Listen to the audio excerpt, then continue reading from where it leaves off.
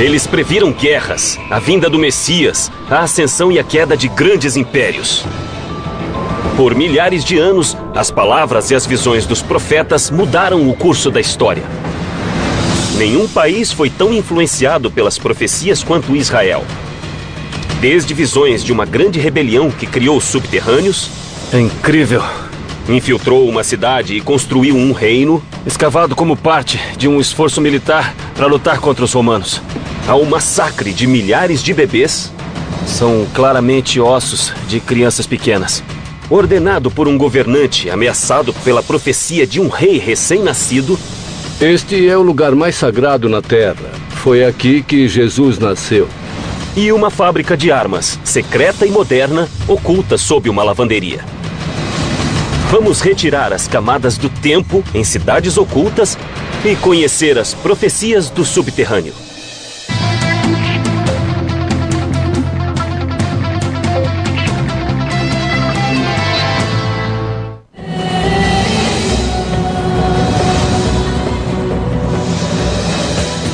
Para bilhões de pessoas, Israel é a terra mais santa do planeta. Seus 5.000 anos de história estão repletos de profetas, messias, guerras e derramamento de sangue. Seu presente é assombrado por fantasmas do passado e profecias do futuro.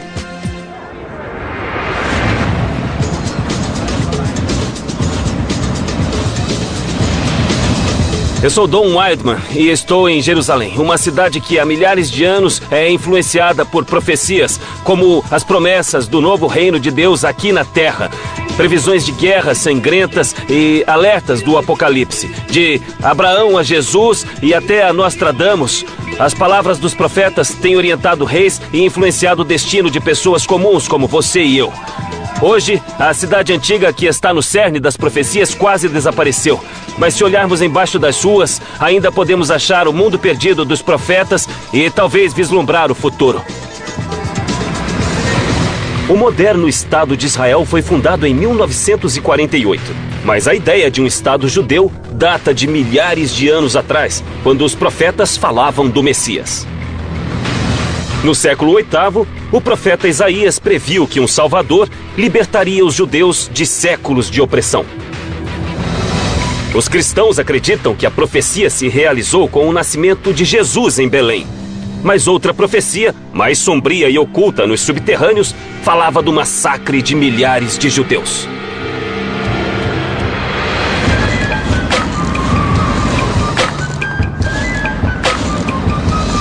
Eu estou a 8 quilômetros de Jerusalém. Estou em Belém, que quase todos conhecem como o local do nascimento de Jesus. Ela fica na famosa Cisjordânia, uma região que pode ser muito perigosa, mas nada perto do que era 2000 anos atrás. E o que se vê por aqui não lembra nada o lugar no ano zero. Mas ainda existem partes do passado ocultas sob o solo. Um passado moldado por duas profecias muito diferentes e muito poderosas. Uma falava do Messias, o Salvador dos judeus oprimidos, e a outra era muito sombria, um alerta assustador de um massacre de inocentes recém-nascidos. A Igreja da Natividade situa-se sobre uma colina no centro da cidade. Com mais de 1.400 anos e ocupando 3 acres, ela mais parece uma fortaleza. Mas alguns passos abaixo deste piso pode ficar o verdadeiro lugar onde Jesus nasceu. Eu vou me encontrar com o professor Kustan Shimali. Ele é especialista na Igreja da Natividade e a família dele mora em Belém desde antes do século XV. Professor? Olá, como vai? Aqui parece um show de rock, né? É sim, parece. Mesmo com a violência tão frequente na Cisjordânia, as pessoas visitam a Igreja da Natividade há 2000 anos. Sim. Os visitantes entram por esta portinha, construída pelos otomanos para que os animais não entrassem na igreja.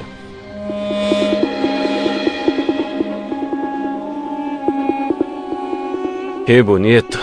Ela é pequena comparada ao que se vê na Europa. É, mas é linda. Mas este é um dos locais mais sagrados da Terra. Com certeza. E é a igreja mais antiga do mundo. A igreja não é um marco arquitetônico. Mas para milhões de pessoas em todo o mundo, o local em que duas profecias foram cumpridas situa-se em uma caverna escura sob o piso da igreja.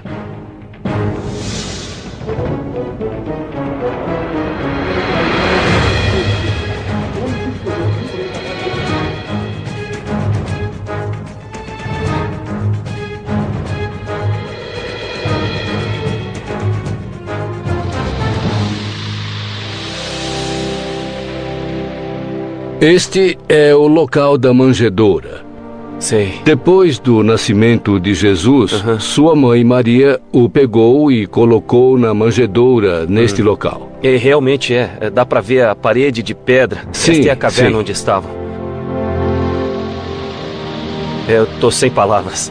Nós estamos no centro da cristandade, bem aqui. Sim, este é o lugar mais sagrado da terra. É o lugar onde Jesus nasceu. Este é o local do nascimento de Jesus Cristo. E estamos no interior da gruta subterrânea, onde começou a vida mais sagrada de toda a cristandade. Este é o lugar exato da caverna onde ele nasceu. Para muitos, Jesus é o esperado Messias que cumpriu a antiga profecia. Lucas escreveu que Maria e José viajaram 140 quilômetros de Nazaré a Belém para registrar-se no censo romano. Procuraram uma hospedaria, mas dormiram em uma caverna onde havia animais. A partir do século II, os cristãos começaram a fazer peregrinações a grutas. No ano 200, para impedir os cultos cristãos, os romanos construíram o templo de Adonis neste local. No ano 326, quando o cristianismo era a religião dominante do Império Romano Oriental, o imperador Constantino derrubou o templo e construiu uma igreja.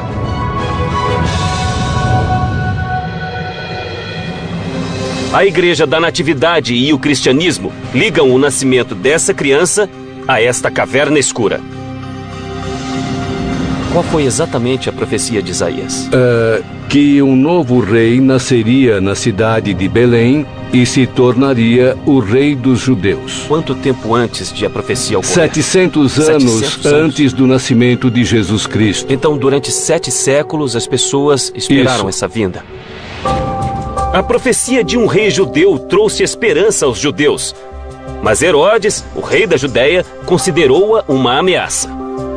Herodes ficou cada vez mais paranoico e imprevisível e mandou matar a esposa, o cunhado e 3 de seus filhos. Houve um atentado a Herodes e um grupo de judeus, os fariseus, anunciou a vinda de um Messias. Segundo Mateus, os 3 reis magos vieram do leste, de acordo com outra profecia antiga, a profecia da estrela, que também previa quando e onde o Salvador nasceria. Os reis magos perguntaram a Herodes onde estava aquele que nasceu como o rei dos judeus. Ele tinha medo por causa da profecia de Isaías de que um novo rei iria nascer. Ele estava aterrorizado e, como era um homem violento, reagiu com raiva. O que aconteceu foi registrado por Mateus. Esse é o único registro da história, mas seu legado deu forma ao cristianismo desde o nascimento de Jesus. 9 metros abaixo do solo, existe uma triste lembrança de um tirano desesperado por poder. Segundo Mateus, Herodes ordenou o massacre de todos os meninos de Belém com menos de 2 anos. Olha os ossos que estão alinhados e empilhados sob os túmulos. O que esses ossos representam? O massacre dos inocentes ordenado pelo rei Herodes. E quantos foram mortos? Alguns estimam que foram 6.000. Segundo os evangelhos, um anjo avisou José para levar Maria e Jesus ao Egito. Pouco depois, Herodes faleceu por causas naturais. Os ossos dos bebês mortos foram espalhados em túmulos pela cidade. Os ossos recuperados foram trazidos para cá. Esses ossos soltos foram trazidos dos túmulos para cá e colocados em pilhas aqui para serem vistos. Pode-se realmente ver como os ossos são pequenos. Esses claramente são ossos de crianças. O massacre de inocentes é uma história de um tirano atormentado pela paranoia e impelido a um mal inimaginável pela força da profecia. Mas a profecia de um grande rei judeu já era conhecida antes dessa época. No coração de Jerusalém estão as ruínas de uma fortaleza construída pelo primeiro rei dos judeus. Os túneis que passam sob ela foram palco de uma batalha sangrenta, prevista em outra profecia.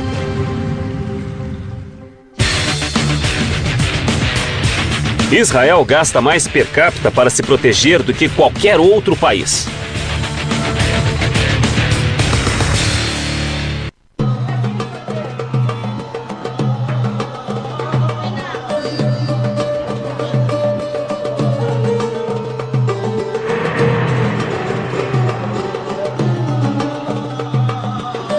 Hoje, Jerusalém é a capital do Estado de Israel. Em 130 quilômetros quadrados moram mais de 700 mil judeus, muçulmanos e cristãos.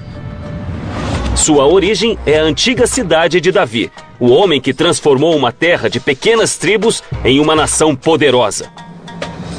Sob as ruínas da cidade murada do rei Davi, encontramos antigas evidências de duas profecias que alteraram o destino da Terra Santa.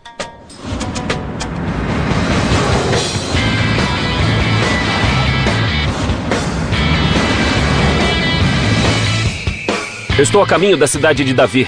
Ela fica bem ali, no final daquela colina. Esta é a origem da antiga Jerusalém, o lugar onde tudo começou. Foi construída milhares de anos atrás, no tempo em que o mundo era abalado pela palavra dos profetas, homens que se acreditavam escolhidos por Deus para transmitir sua mensagem. Eles previam tudo, de desastres naturais como terremotos e inundações, a batalhas sangrentas e o declínio de impérios. De fato, eles até previram a destruição deste mesmo local. Sabem de uma coisa? Eles acertaram em cheio. As ruínas da cidade de Davi situam-se ao sul do Monte do Templo, a colina do lendário Templo de Salomão. Eu vou me encontrar com Sharash Lo. Esse homem explorou cada centímetro do mundo sob a cidade de Davi. Vamos descobrir como as profecias literalmente moldaram esta cidade. Então a cidade de Davi fica sobre uma colina. Sim, boa parte dela está sob nossos pés. E por que neste local que a cidade se situa? Porque este é o único lugar em que existe água nos montes de Judá. A água era essencial para a cidade, mas os túneis subterrâneos construídos para captá-la seriam palco de uma das batalhas mais sangrentas que a cidade jamais viu. Então, daqui em diante, vamos pelo subterrâneo, é isso? É, o início foi construído e depois escavado. Sei.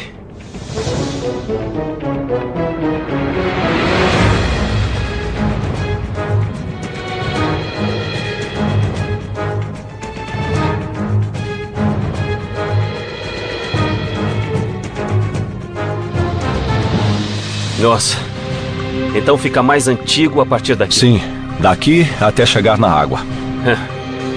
Estamos, na verdade, na entrada original da fonte da cidade de Davi. Sim. E estas paredes foram escavadas, então Sim, isso tem milhares de anos. desde o tempo de Abraão. Que maravilha. Há mais de 5.000 anos, Jerusalém foi fundada por um pequeno grupo de pessoas, atraído pelas águas da fonte de Gihon e pela defesa natural fornecida pelas altas colinas. Durante os 2.000 anos seguintes, foram erguidas muralhas para protegê-la das tribos rivais. Mas as mesmas muralhas que afastavam o inimigo também bloqueavam o acesso àquela que era a única fonte de água da cidade. Por volta de 2000 a.C., os canaanitas escavaram um aqueduto secreto que ligava a fonte e a cidade. Além de abastecer a cidade com água, esse túnel teve papel crucial em uma batalha em Jerusalém. Bom, eu vou parar você aqui um instante, pois quase ninguém sabe, já que não pusemos uma placa, mas bem aqui, acima Sim. da sua cabeça, está a muralha da cidade antiga. Isso significa que você veio de dentro da cidade e agora está indo para fora da cidade. E a muralha da cidade está acima de nós. Aqui estamos fora da cidade. Sim, neste momento você está fora da cidade, isso mesmo. Todos os dias, os canaanitas carregavam pesados jarros de água por essa passagem até uma torre de guarda sobre a fonte e desciam escadas íngremes para coletar água em segurança. A ideia desse maravilhoso sistema era conectar as pessoas que moravam na cidade com a fonte de água. Sem essa fonte, as pessoas morreriam em cerca de 3 dias. As defesas da cidade mantiveram-se por 1000 anos. Então, no ano 1000 a.C., Davi, rei do norte de Israel, quis unificar o povo judeu sob seu comando. Famoso por ter matado o gigante Golias quando era criança, Davi tinha apenas 30 anos quando marchou para Jerusalém com um pequeno exército e uma profecia. A profecia foi basicamente feita pelo profeta Samuel. Ele disse que a partir daquele tempo, a cidade seria revelada e existiria para sempre sob a casa de Davi. Toda a casa de Davi reinaria sobre a cidade para sempre. Mesmo que fosse expulso, ele sempre retornaria. Sabemos que Davi conquistou a cidade e a governou por mais de 30 anos. Mas não há sinais de que as muralhas foram invadidas. Não há sinais de destruição. Então, como Davi conseguiu se infiltrar na cidade? Lembre-se, Davi era um jovem muito corajoso, mas ele tinha apenas algumas centenas de guerreiros e não poderia vencer as grandes muralhas da cidade se não usasse o cérebro. Segundo a Bíblia, Samuel profetizou que a vitória de Davi viria em um ataque surpresa desferido através de um cano subterrâneo usado para água. Ele conquistou a cidade não pela força, mas graças a um grupo de poucas pessoas que entrou por este sistema de água e abriu os portões para os outros. Ele veio pelo subterrâneo. Ele veio pelo subterrâneo e pegou todos de surpresa. Durante séculos, estudiosos e aventureiros buscaram um pequeno canal de água, até que os especialistas perceberam que o cano bíblico provavelmente se refere a este túnel. Todo este sistema aqui, que basicamente levava as pessoas até a água, pode ser o cano mencionado na Bíblia. Mas a passagem de Davi por esses túneis era uma parte da profecia, é isso? Claro. Pelo sistema de túneis, com 40 metros de comprimento, o rei Davi conquistou a cidade e cumpriu a visão profética de Samuel, na qual um rei poderoso criaria um reino judeu. Davi e seus descendentes governaram durante séculos, mudando a face da cidade que passou a ser a capital de um reino poderoso. Mas essa não foi a única profecia em que esses túneis tiveram um papel nas batalhas da cidade. 300 anos depois do rei Davi, Jerusalém confrontou a ameaça poderosa do exército assírio. Segundo as profecias, mais uma vez a vitória dependeria da fonte de Gihon. Tô ouvindo som de água. Sim, é que já estamos lá, bem perto da água.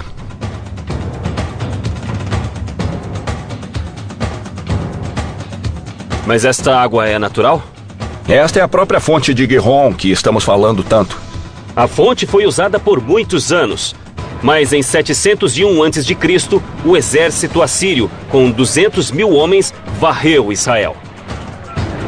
O rei da Judéia precisava de uma defesa que salvasse o reino e cumprisse a profecia de Isaías de que os túneis eram a solução. Os assírios tinham conquistado 46 cidades e marcado o local das vitórias com uma pilha de crânios. Jerusalém era o próximo alvo. Conforme o exército se aproximava e os refugiados acorriam a cidade, o rei Ezequias percebeu que um caminho até a fonte não bastaria. Ele precisava de um canal que trouxesse a água para a cidade. Jerusalém tinha crescido 3 ou 4 vezes na época. Enquanto construía uma nova muralha, ele pensou, a água não é bastante para sustentar a todos. Eu preciso resolver isso e realizou um feito incrível.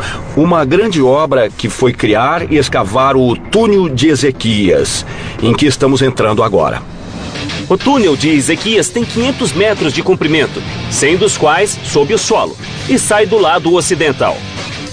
Há um leve declive da fonte para a piscina de Siloé, que é o extremo do túnel dentro da cidade.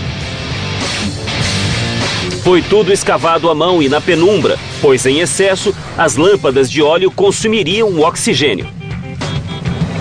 Quando o exército assírio chegou à cidade, o profeta Isaías subiu na muralha e alertou: "Vocês não devem entrar na cidade, assim diz o Senhor, pois estamos prontos." Bom, Isaías sabia que uma nova muralha e este incrível sistema tinham sido construídos. Então este era o conhecimento secreto que Isaías tinha quando fez a profecia? Era. Os assírios sitiaram a cidade por meses, até que foram dizimados por uma praga e recuaram, cumprindo a profecia de Isaías. É por causa desta água, então, que Jerusalém existe hoje? Achamos que sim. É incrível. Este sistema de água foi criado para a defesa contra os assírios. Esta água vem exatamente da mesma fonte que fluía naquela época. Vamos dar uma olhada. Olha só essa água. Ela corre por aqui.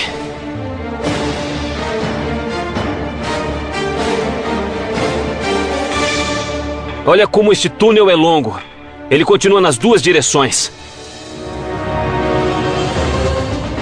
Este túnel é o alicerce da antiga Jerusalém e faz parte de uma profecia. Um profeta disse que o túnel salvaria a cidade. A destruição da cidade foi profetizada. e a destruição do templo, todas essas profecias empilham-se uma sobre a outra e constroem uma lenda que é Jerusalém. Mas o único modo de chegar ao fundo da lenda é descer aqui, até aqui, no subterrâneo.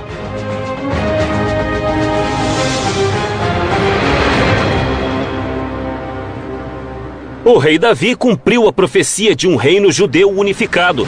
Mas em uma terra cercada por impérios, os judeus teriam de lutar para salvar a Terra Santa.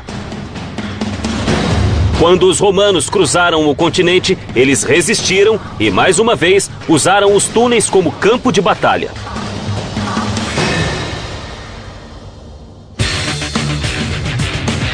O celular, a mensagem instantânea, o firewall e a mensagem de voz foram inventados em Israel.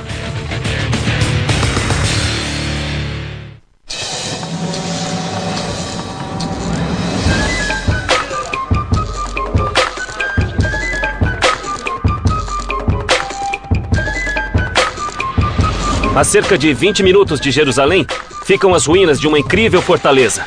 Ela se chama Heródion e seu nome vem do rei Herodes, que é famoso por suas incríveis obras de engenharia e também por seu comportamento imprevisível. Mas seus subterrâneos ocultam uma história diferente.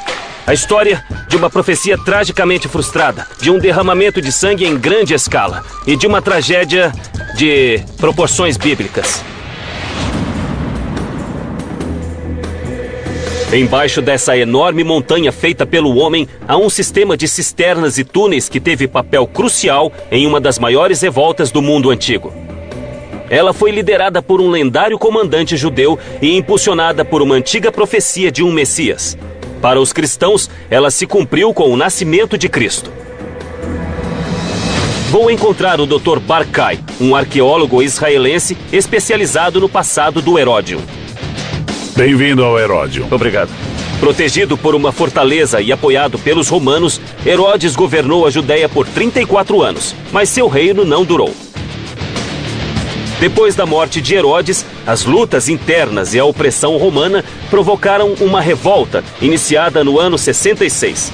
Nos anos seguintes, os romanos mataram ou escravizaram muitos judeus. O grande templo em Jerusalém foi destruído e a fortaleza do Heródion desintegrou-se. Nossa, então aqui era o palácio. Este é o Palácio da Montanha. Foi acrescentado a um palácio muito maior que ficava abaixo. No ano 132, 60 anos depois da primeira revolta, essas cisternas abandonadas foram usadas para outro propósito quando a Judéia foi surpreendida por uma nova revolta.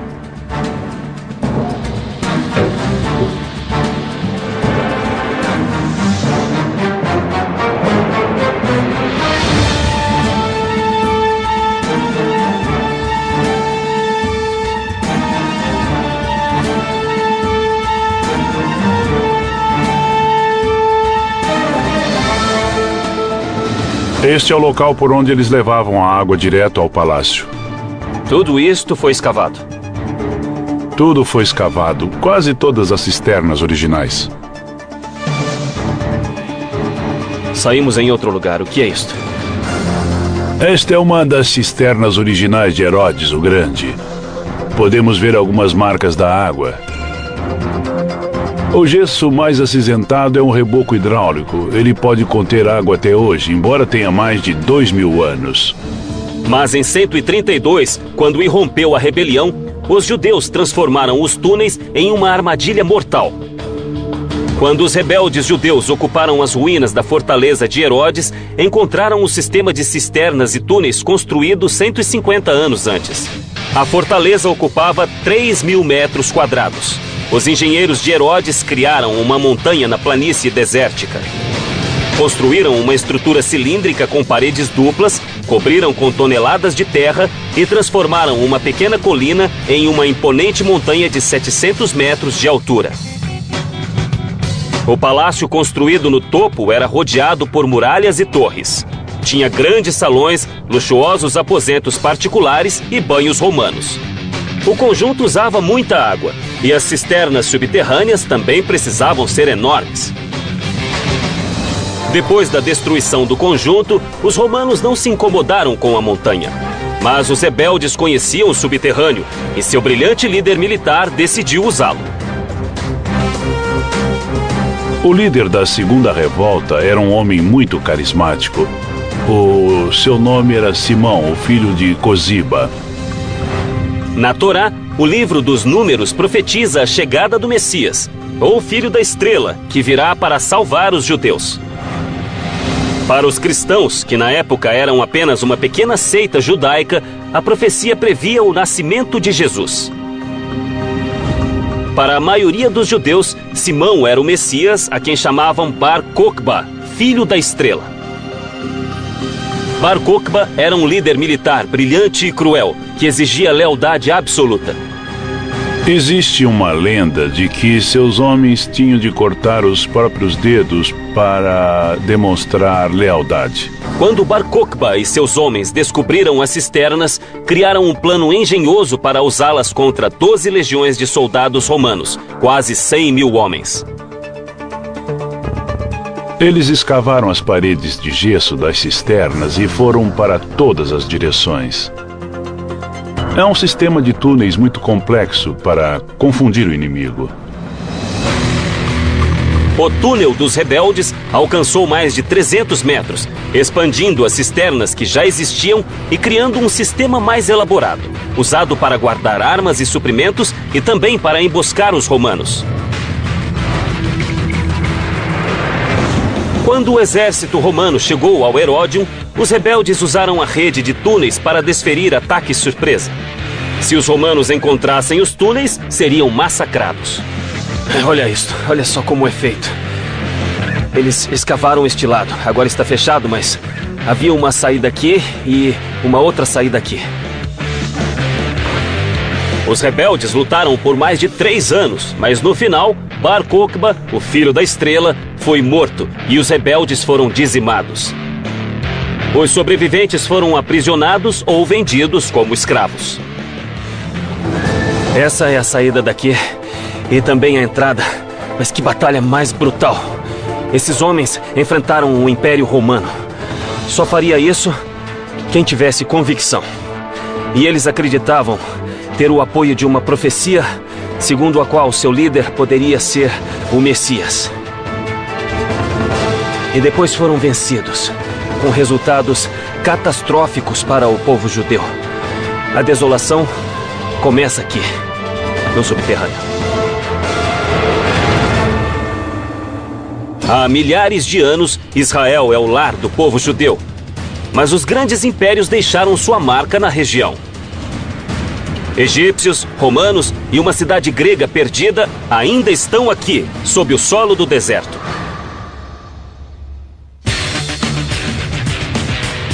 Israel tem o maior número de universitários formados per capita no mundo.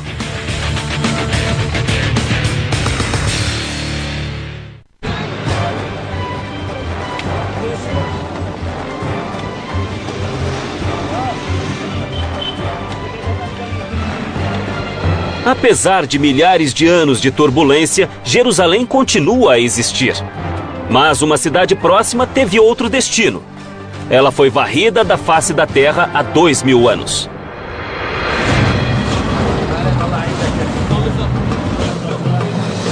Estou a 56 quilômetros de Jerusalém, nas ruínas de uma cidade antiga chamada Maresha.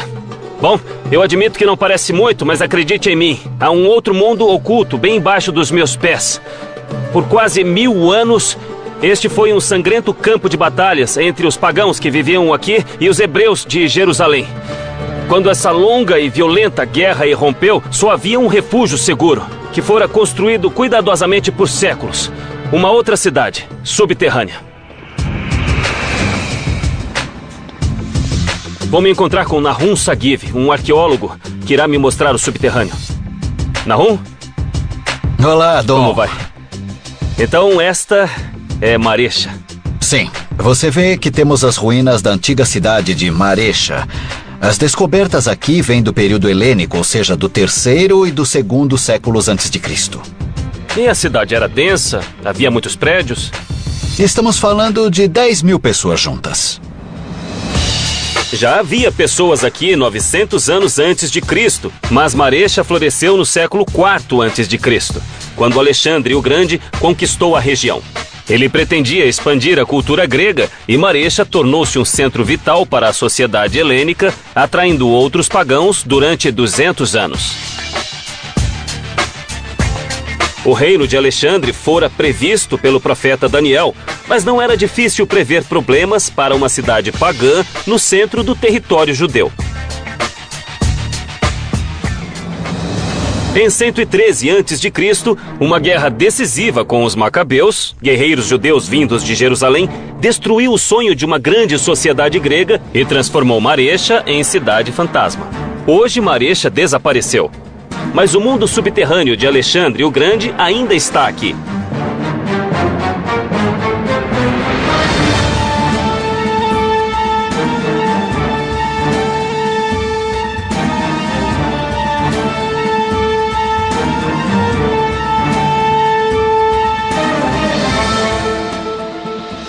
Esta é uma das 800 pedreiras escavadas à mão entre os séculos IV e X.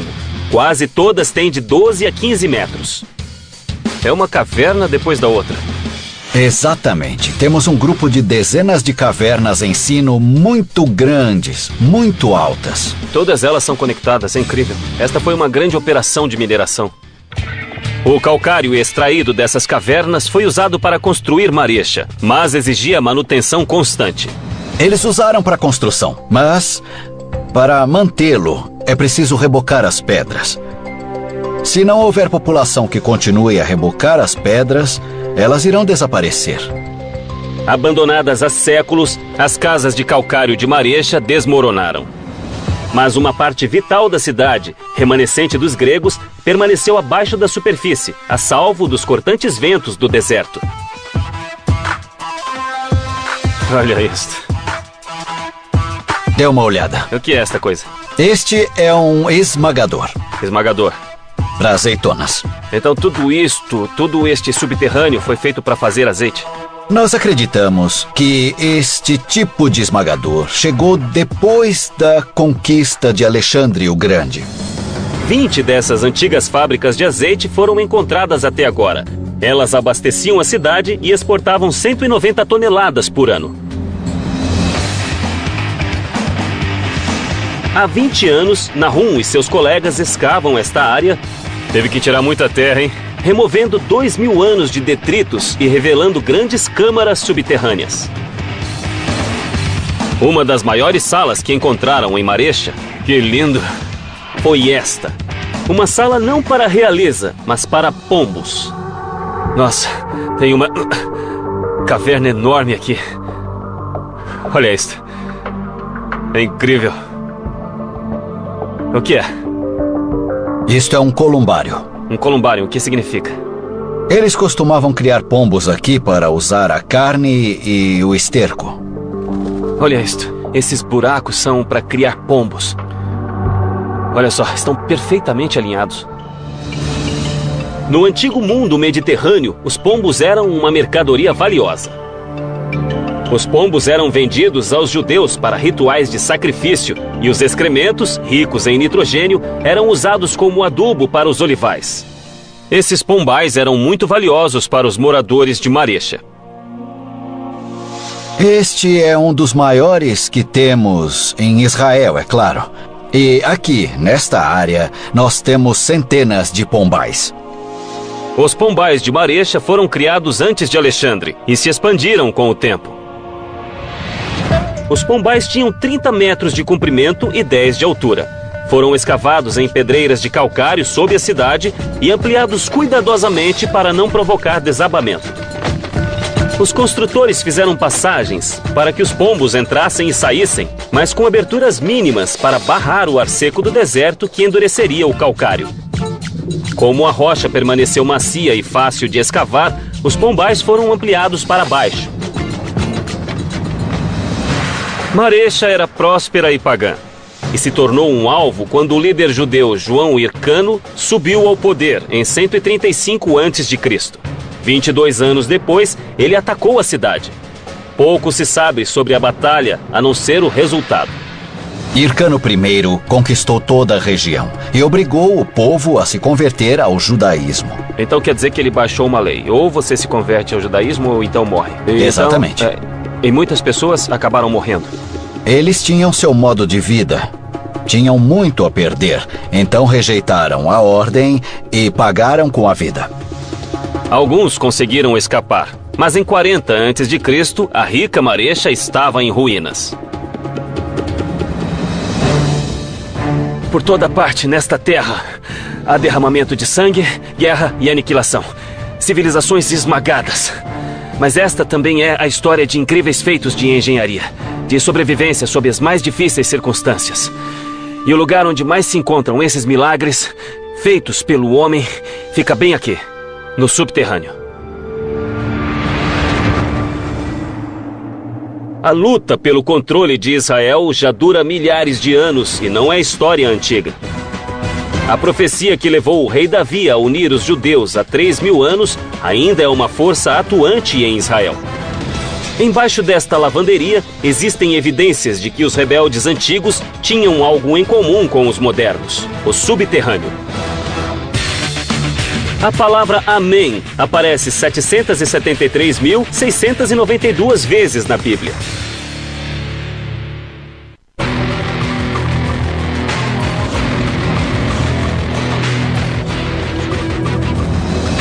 Em 1945, Jerusalém e o resto de Israel eram parte da Palestina, controlada pelos ingleses. Mas os 500.000 judeus que viviam aqui estavam determinados a cumprir a profecia de Ezequiel, de que Deus iria reunir seu povo e reconstruir Israel.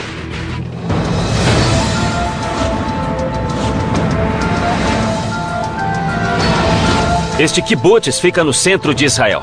Ele é uma comunidade em que todos compartilham a terra e contribuem para o bem geral do grupo. Mas 60 anos atrás, esta comunidade pacífica e idealista ocultava um segredo militar. Bem diante dos ingleses que ocupavam esta área na época, a resistência judia criou uma fábrica de armas secreta, no porão daquilo que aparentemente era uma lavanderia totalmente inocente. Situado apenas 45 quilômetros a noroeste de Jerusalém, o pequeno kibbutz Ayalon teve importante papel na criação de Israel. Eu vou me encontrar com Shalom Hillel, que realmente trabalhou nesta fábrica secreta e pessoalmente ajudou a montá-la. Ele está bem ali. Shalom? Bem-vindo. Bem-vindo ao Instituto Ayalon. Muito obrigado. É uma honra. Shalom Hillel, um dos fundadores de Israel, foi voluntário da Haganah, uma organização paramilitar judia secreta. Desafiando os vizinhos árabes hostis e as forças de ocupação inglesas, Shlomo arriscou a vida nesse kibbutz. Aqui embaixo? Sim. Por favor. Então, existe uma fábrica de armas secreta sob nossos pés. Isso mesmo. Faz muito barulho. Como nunca descobriram que estava aqui? Precisávamos desta máquina de lavar. Ela tinha de funcionar o dia inteiro. Entendo. Para fazer um barulho que cobrisse outros ruídos Isso aqui que houvesse. faz muito barulho?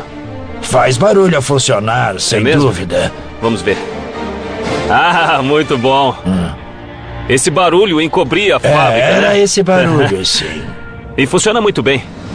Como parte da operação de disfarce, o kibbutz começou a lavar a roupa dos oficiais ingleses. Vocês lavavam as roupas dos ingleses de quem queriam ocultar isto? Sim, eles ficavam satisfeitos porque fazíamos um bom trabalho. E o que teria acontecido com você se descobrissem? Eles teriam prendido? Não, provavelmente mais que isso, porque havia pena de morte para quem produzisse armas. Está falando de garotos de 17 anos. 17 anos, você tinha 22. Eu era o mais velho. A vida dos jovens dependia de manter a fábrica em segredo sob a fachada da vida cotidiana. Nossa, olha só isso. É muito bom. Olha só. Era preciso ser rápido naquela época. Com certeza. Não se podia demorar muito tempo. Esta era a fachada. É surpreendente. Esta é uma história incrível.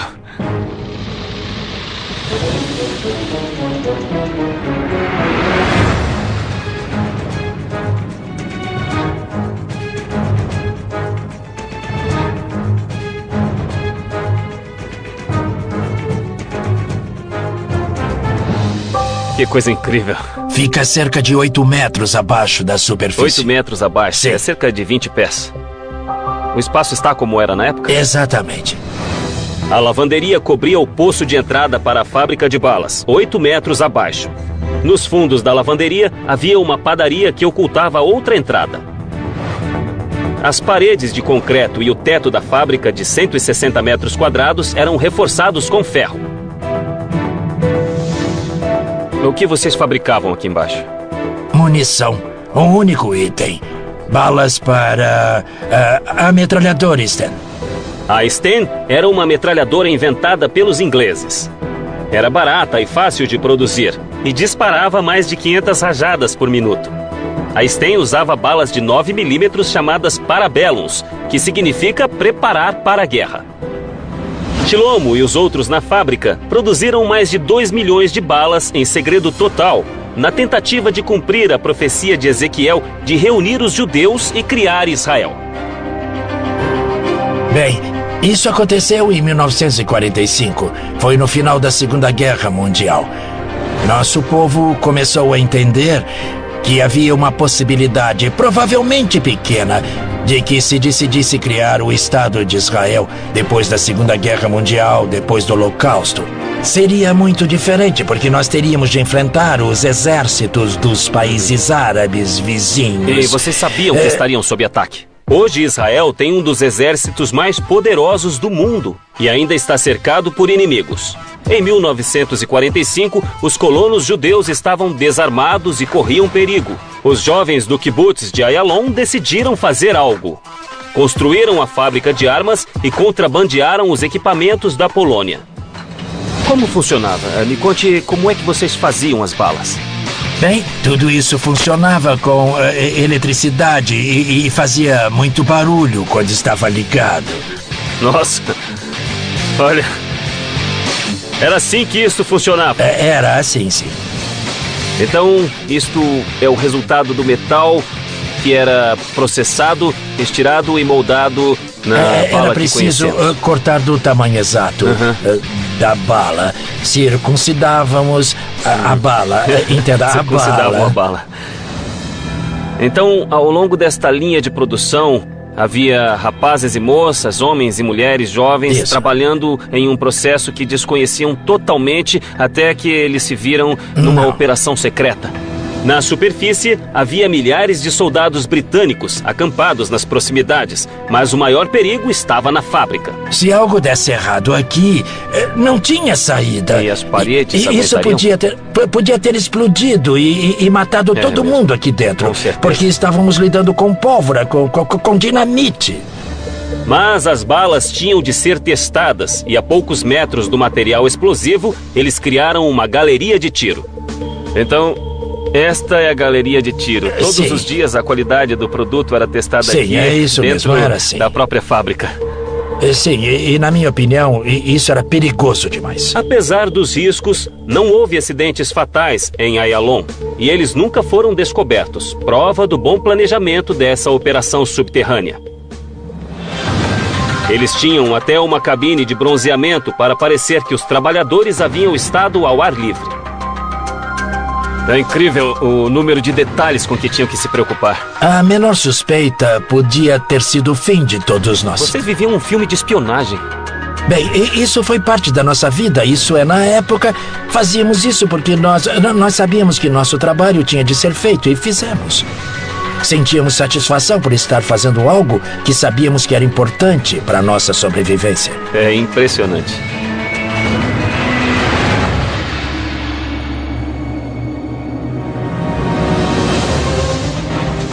Por milhares de anos, as palavras dos profetas influenciaram Israel, da promessa de um Salvador a alertas de guerra e previsões do futuro da humanidade. Os dias dos profetas terminaram, mas no século XXI, suas antigas visões ainda assombram o futuro.